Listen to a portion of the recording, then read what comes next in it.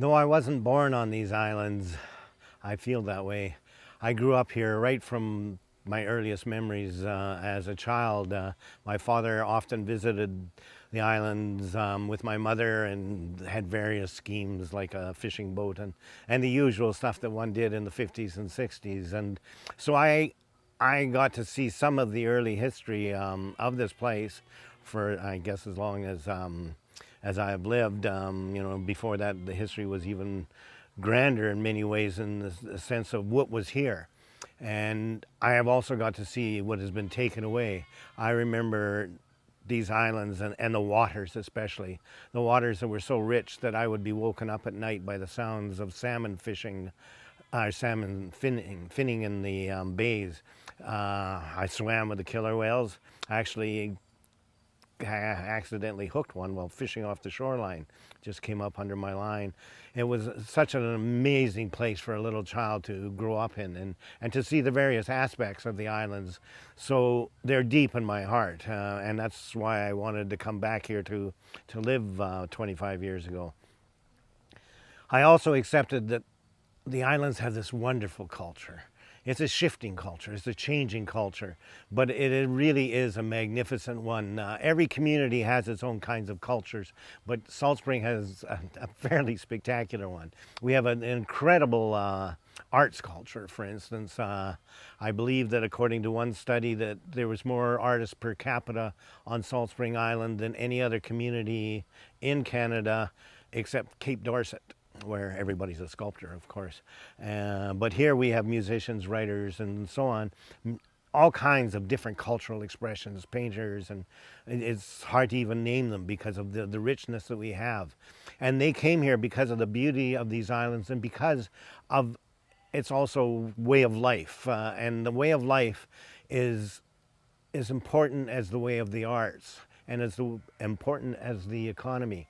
And what happens is that we've got these islands which are paradise, basically. It's a really spectacular World Heritage Site, and that always means that the land is paved with gold for some people.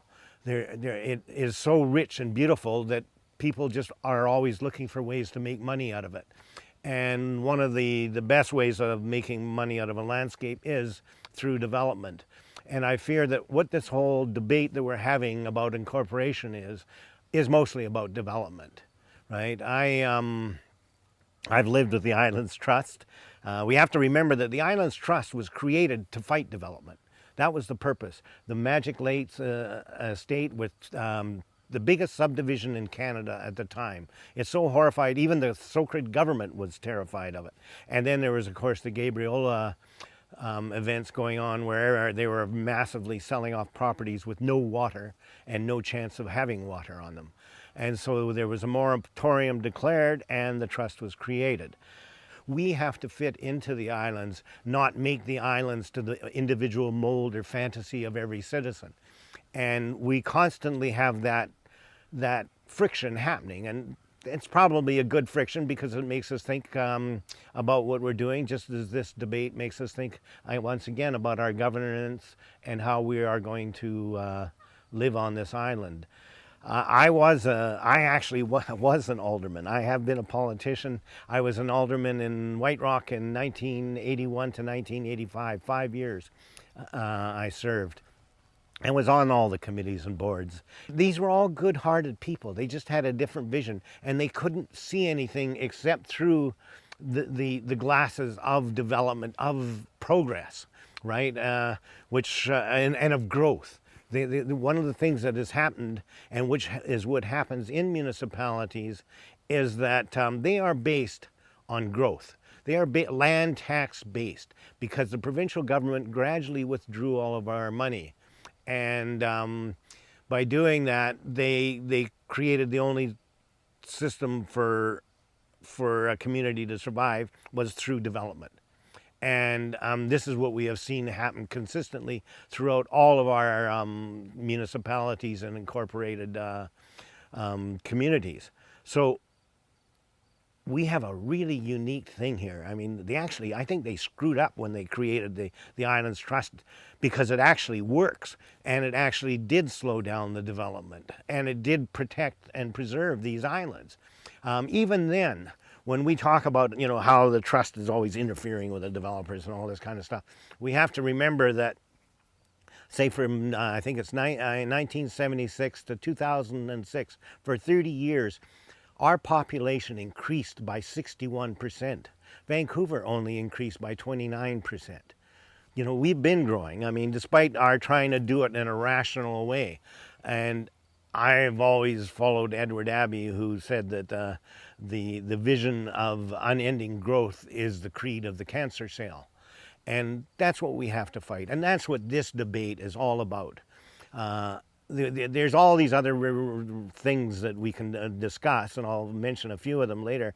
But the real issue is the emerald, the crown jewel in the Islands Trust, which is zoning bylaws, zoning permissions, and that's what's wanted, right? And that's what we have to defend, because if there is an unlimited opening of this, or if we remove that mandate to preserve and protect, then we only have the mandate of raising our taxes and keeping this community going through development and through the land taxes and rezonings and so on.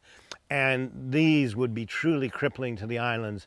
And I think this culture, this way of life, these arts, this landscape would all be very damaged eventually down the road by incorporation. It wouldn't necessarily be a gold rush, but it would happen. It would happen inevitably.